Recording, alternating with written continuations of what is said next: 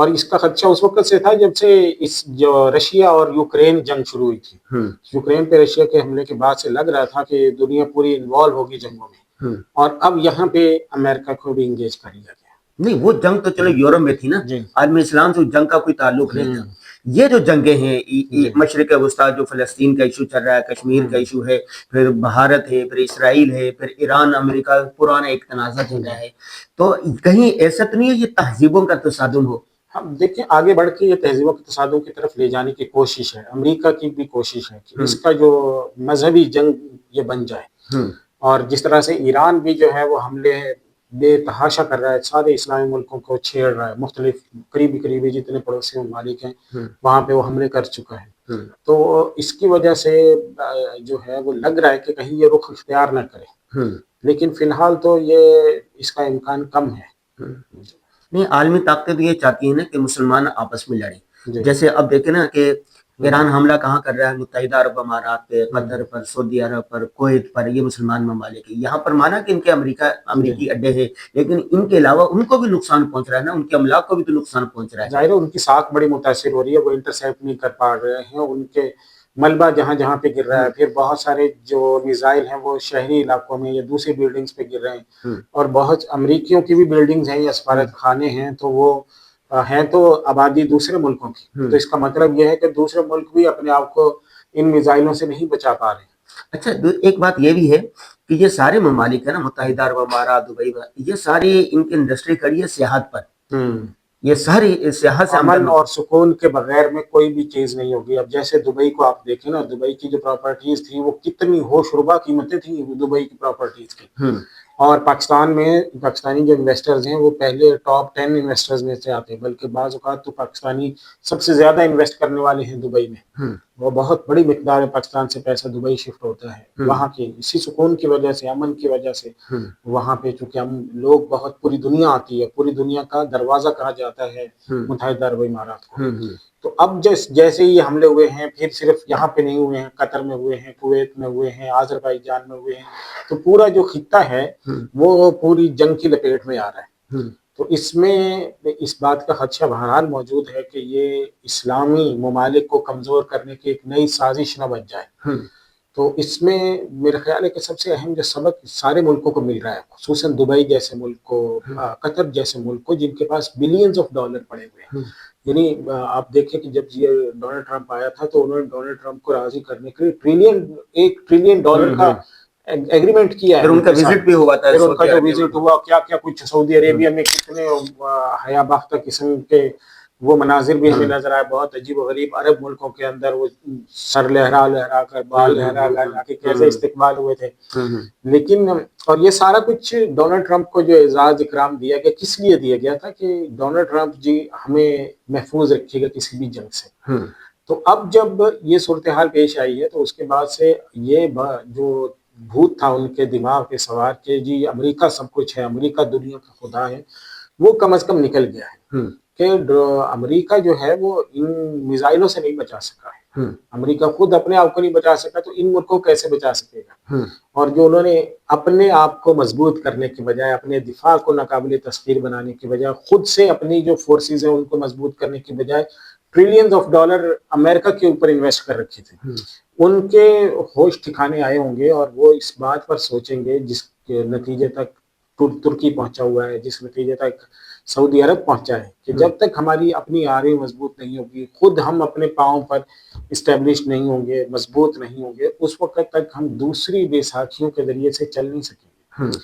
تو اس لیے میرا خیال ہے کہ یہ جو قطر ہے, جو کویت ہے, دبئی ہے, ان کو یہ بہت بڑا سبق ملا ہے. بہت سارے دانشور یہ لکھ رہے ہیں, اور ہمیں حالات سے بھی لگ رہا ہے کہ دیکھیں پہلی جنگ عظیم کب ہوئی تھی, 1914 سے لے کے 1918 میں. ہاں, اس کے بعد دوسری جنگ عظیم کب ہوئی ہے, 1939 سے لے کر 1945, اور ان میں کروڑوں لوگ مارے گئے. اور اب کہہ رہے ہیں کہ یہ اللہ نہ کرے ایسا ہو سکتا ہے کہ تیسری عالمی جنگ کا پیش خیمہ ہو.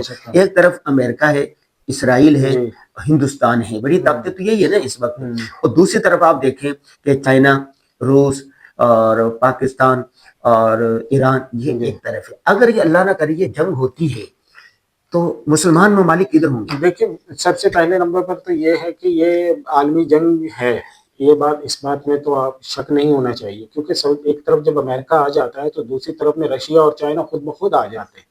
اس وقت میں بھی ایران کے پاس جو میزائل ہیں یا ایران کے پاس جو ٹیکنالوجی ہے، جو بہت سارے ہتھیار ہیں، یا ان کے کوئی ایک دو جہاز بھی ابھی گرے ہیں، وہ کہاں کے بنے ہوئے ہیں؟ رشیا کے بنے ہوئے ہیں یا چائنا کے بنے ہوئے ہیں؟ ٹیکنالوجی کون سی ہے؟ رشین ہے یا چائنیز ہے؟ یہی چیزیں ہیں نا وہاں سے۔ اور دوسری طرف میں جب امریکہ ہے تو ان کی کوشش یہ ہے، چائنا کی اور رشیا کی، جس طرح سے یوکرین جنگ جو ہے وہ لمبی چلی ہے اور اس کی وجہ سے رشیا جو ہے وہ کمزور ہوا ہے، تو اسی طرح اب یہ کوشش ہے کہ امریکہ کو یہاں انگیج کر کے اور اس کو اتنا بڑھایا جائے کہ امریکہ مزید کمزور ہو جائے۔ تو یہ امریکہ کو انگیج رکھنے کی کوشش ہے، اور اسی ابھی سے آپ ہی دیکھیں کہ کتنے دن ہوئے ہیں، چند دن ہوئے ہیں ابھی جنگ چھڑے ہوئے، اور ابھی سے خبریں آنے شروع ہوئی ہیں کہ جو ان کا محفوظ ذخیرہ تھا، انٹرسیپٹ کرنے کے لیے میزائل تھے، وہ کم پڑ گئے ہیں، اور خطرہ ہے کہ آگے چل کے، کیونکہ انٹرسیپٹ کرنے کے لیے زیادہ میزائل داغنے پڑتے ہیں ایک جہاز کے لیے، ایک میزائل کو روکنے کے لیے آپ کو کئی میزائل، 10 میزائل بھی داغنے پڑتے ہیں تاکہ اس کو انٹرسیپٹ کریں اور وہ زمین پر نہ پہنچ سکے میزائل۔ تو اس وجہ سے، اور دوسرے نمبر پہ جو امریکہ خود خرچہ ہے وہ کتنا بڑھ رہا ہے، امریکہ کا جو اپنا خرچہ ہے وہ $1 بلین سے تو کراس کر چکا ہے۔ اگرچہ امریکہ کے پاس بہت مضبوط اکانومی ہے، معیشت ہے، لیکن جب 4-5 دن میں $1 بلین امریکہ کا خرچ ہو چکا ہوگا تو آگے جا کے یہ جو خرچ ہوگا اس خرچ کو یہ پورا کہاں سے کریں گے؟ ایران جو ہے، ایران پہ کیا وہ اپنے ٹروپس اتارے گا، اس پہ قبضہ کر لے گا، پھر ایران کے تیل کے ذخائر پہ قبضہ کرے گا؟ یہ ممکن نظر نہیں آتا، اور ایسا ممکن اس وجہ سے نہیں ہے کہ ساتھ میں رشیا اور چین کا جنگ عظیم اول جب ہوئی نا تو کچھ ہار گئے کچھ جیت گئے، ٹھیک ہے، اس کے بعد ادارے بنے۔ جنگ عظیم دوم کے بعد آپ کو پتہ دنیا کا نقشہ بدل گیا، ٹھیک ہے، اور اقوام متحدہ وجود میں آیا۔ یہ جنگ جیسے آپ کہہ رہے ہیں کہ جنگ ہے، اس میں کیا نظر آتا ہے کہ کون ہارے گا کون جیتے گا، اور کیا امکان ہے کوئی نیا ادارہ وجود میں آئے؟ دیکھیں ادارے وجود میں آنا تو ظاہر ہے کہ حل نہیں ہے، ادارے وجود میں لائے گا کون؟ ادارے وجود میں لائیں گے پاورز، یعنی اس وقت میں 5 بڑی پاورز تھی جنہوں نے مل کر ادارہ وجود میں لے کر اقوام متحدہ بنا دی۔ اب پاورز کون سے ہیں؟ اب چائنا ہے، اب رشیا ہے، یہ خود امریکہ ہے، برطانیہ ہے، فرانس ہے۔ لیکن پاکستان کو بھی پاور ماننا چاہیے عالمی سطح کی ایک، اب جو پاورز ہیں ان میں ایٹامک پاورز بھی آ گئی ہیں، اب جیسے شمالی کوریا ہے وہ بھی اس میں آ چکا ہے، پاکستان بھی آ گیا ہے، انڈیا بھی جو ہے وہ پاور بن چکا ہے اسی طرح۔ تو یہ یعنی اب یہ دیکھنا ہوگا کہ آگے چل کے یہ اس کا رخ کیا ہوتا ہے، کیونکہ اب جو صورتحال ہے نا دنیا کی، اس میں سب سے پہلی حقیقت یہ ہے کہ 2 ایٹمی ملک آپس میں نہیں لڑ سکتے۔ 2 ایٹمی ملک آپس میں لڑیں گے تو پوری دنیا تباہ ہوگی۔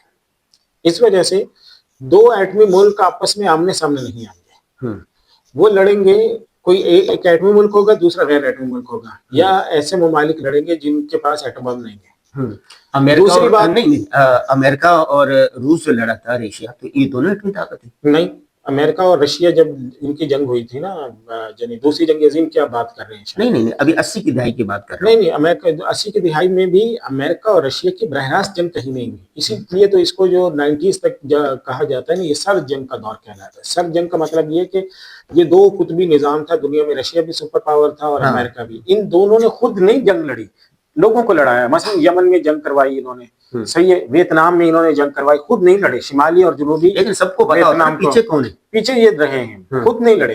اسی طرح سے کوریا میں جنگ کرائی، کوریا تقسیم کر دیا اور ویتنام تقسیم کر دیا، جرمنی ڈیوائیڈ ہو گیا، مشرقی اور مغربی جرمنی، خود براہ راست نہیں لڑے۔ اچھا، اسی طرح دیکھو ابھی پاکستان مئی میں پاکستان اور انڈیا کی جو جنگ تھی، پوری عالمی برادری نے فوراً اس کو رکوایا، اور اب جو جنگ ہو رہی ہے اب کوئی نہیں روک رہا، افغانستان اور پاکستان کی جنگ ہو رہی ہے، اس کو کوئی نہیں روک رہا، اور اس جنگ میں بھی کوئی نہیں آ رہا ہے۔ اگر ایران ایٹمی طاقت بند ہو جاتا ہے، وہ یہ ثابت کر جاتا ہے، تو شاید جنگ کا رخ بدل جائے، پھر روکیں گے، پھر پوری دنیا آئے گی، پھر ادارے آئیں گے، پھر ایگریمنٹس ہوں گے، پھر اس کو وہ ہوگا۔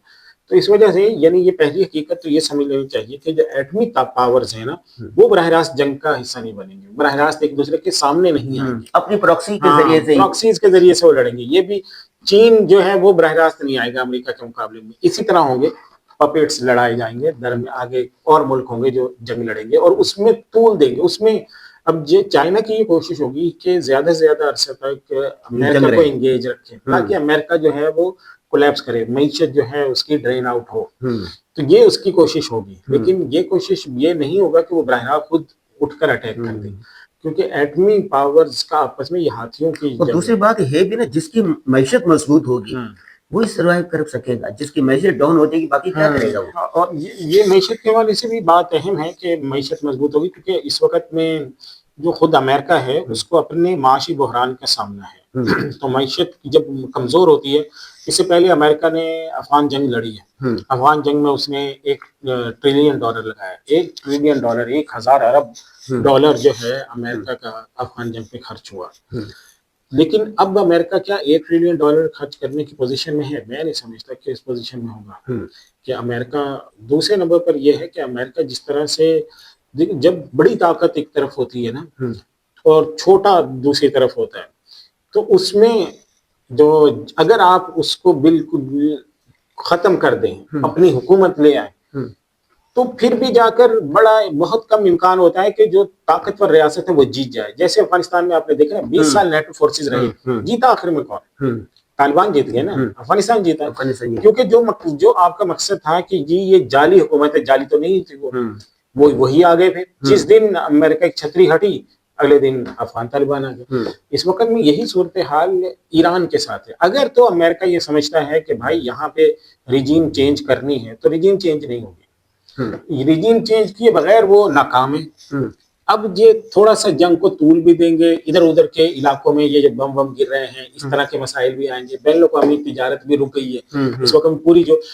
पूरी दुनिया का जो जहाज का सिस्टम, मुवासलाती निजाम कितना तबाह हुआ है। देखिए इस वक्त में जो गाजी साहब आपकी जो यूरोप की ट्रेड हो रही थी, वो सारी हो रही थी खलीज फारिस या फिर आगे से बहर अहमर के जरिए, और तो वहां से वो जाते थे नहर सुइज, खलीज सुइज और बहर रूम में। ये भी बंद हुआ पड़ा है, ये रूट भी बंद हो गया, ये वाला रूट भी बंद, और जहाज भी बंद हुआ।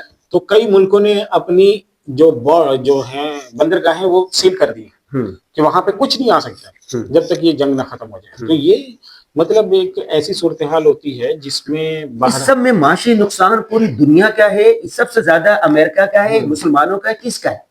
ये सब का बराबर है। देखिए इसमें जाहिर है कि जो जंग लड़ने वाले उनका नुकसान ज्यादा है। खुद ईरान का बड़ा नुकसान होगा, खुद अमेरिका के बहुत बड़ा नुकसान होगा, खुद इसराइल जो है वो उस पे कर्ज आएगा, क्योंकि जंग जो है वो दुनिया का महंगा तरीन शौक होता है।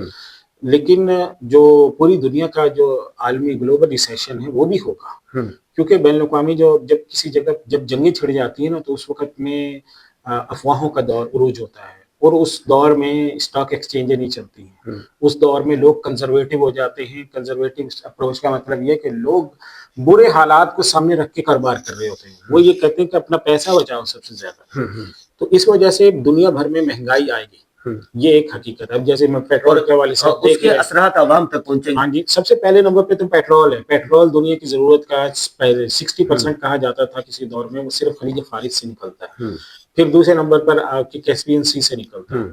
तो ये पूरा खित्ता जो हालत जंग में है, और ये खतरा है कि कहीं पे भी कोई बहरी जहाज नजर आएगा और उसके ऊपर कोई अटैक हो जाएगा, तो उसमें पूरी दुनिया की मईशतों पे असर पड़ रहा है। यूरोप में पड़ रहा है, पाकिस्तान में भी पड़ रहा है, पूरे। अच्छा, आखिरी बात ये है कि रसूलुल्लाह सल्लल्लाहु अलैहि वसल्लम के दौर में भी जंगें हुई, तो उस वक्त वे आम मुसलमान थे।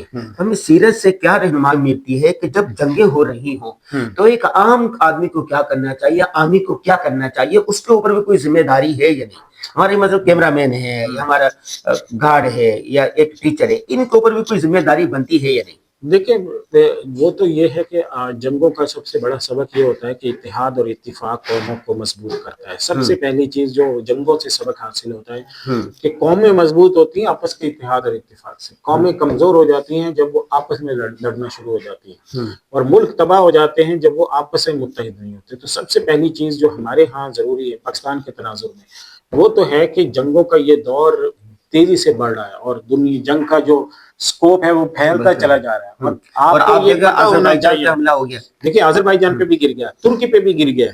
देखिए कितने बड़े बड़े मजबूत मुल्क हैं भाई इस्लामी मुल्कों में। और मैं आपको बताऊं, इटली ने कहा है कि हम इनके ममालिक की, ये खलीजी ममालिक की मदद करेंगे। हाँ जी, देखिए तुर्की जो है ना वो एक आप अस्करी एतबार से जो पैरामीटर्स दुनिया की रैंकिंग के बने हुए हैं, उसके एतबार से रैंकिंग में पाकिस्तान से भी आगे है। अच्छा। عسکری لحاظ سے، فوجی لحاظ سے ترکی کا رینک جو ہے وہ پاکستان سے وہ ٹاپ 10 میں آتا ہے، پاکستان ٹاپ 10 میں نہیں آتا، جو اس سال کی رینکنگ ہے نا 2025 کی، وہ میں آپ کو بتا رہا ہوں۔ تو ترکی کی جو رینکنگ ہے وہ اس کے باوجود وہاں پہ یہ اٹیک ہو رہا ہے۔ پاکستان جو ہے وہ الرٹ میں ہے، پاکستان کے بارڈر، پاکستان کے فوج کی، آپ پتہ کریں فورسز میں جو لوگ ہیں، آپ کے رشتہ دار ہوں گے بہت سے، تو اس وقت میں ہائی الرٹ چل رہا ہے، پوری کیونکہ دنیا کسی ہائی طرح الرٹ ہے، پوری دنیا ہائی الرٹ ہے۔ اندری حالات عامی پر کیا ذمہ داری آتی ہے؟ عام مسلمان کیا کرے؟ عام مسلمان دیکھیں دعا کرے، اللہ سے دعا کرے، دوسرے نمبر پر حفاظت کی دعائیں پڑھیں، تیسرے نمبر پر وہ متحد رہیں، متفق رہیں، ملک میں خلفشار نہ پیدا کریں، جیسے ادھر حملہ ہو رہا ہے پاکستان تباہ کر رہے ہیں، اور ایک بات کام یہ نہیں بھی ہے کرنا کہ کم از کم غلط باتیں پروپیگنڈا میں نہ آئے اور اس کو آگے نہ پھیلائے۔ جو کلک کرنا ہے آج اس پہ جنگیں جیتی اور ہاری جا رہی ہیں، تو یہ کلک کرنے سے پہلے 100 مرتبہ سوچیں آپ اپنے ملک کو تباہ کر رہے ہیں یا کامیاب کر رہے ہیں، کیونکہ جو انسان کا خیال ہوتا ہے نا وہی اس کا حال ہوتا ہے۔ آپ مایوسی پھیلا دیں گے، قوم کا مرال ڈاؤن ہو جائے گا۔ جی جی ناظرین، دیکھا کہ مفتی صاحب نے آخر میں جو بات بتائی ہے وہ بہت عام ہے کہ ایک عام آدمی کیا کر سکتا ہے۔ وہ کہتے ہیں نا کہ قوت نیکی نہ داری بد مکن، اگر آپ جنگوں کو روک نہیں سکتے تو کم از کم اس میں پروپیگنڈے کے ذریعے، فیک نیوز کے ذریعے سے اس میں اضافہ مت کریں۔ اور ہاں، اللہ مسبب الاسباب ہے، آپ نے دعائیں ضرور کرنی ہے، دعا آپ کریں گے، اللہ سے مانگتے رہیں گے اپنے لیے، اپنے گھر والوں، اپنے فیملی کی حفاظت کے لیے مصنون دعاؤں کا اہتمام کریں۔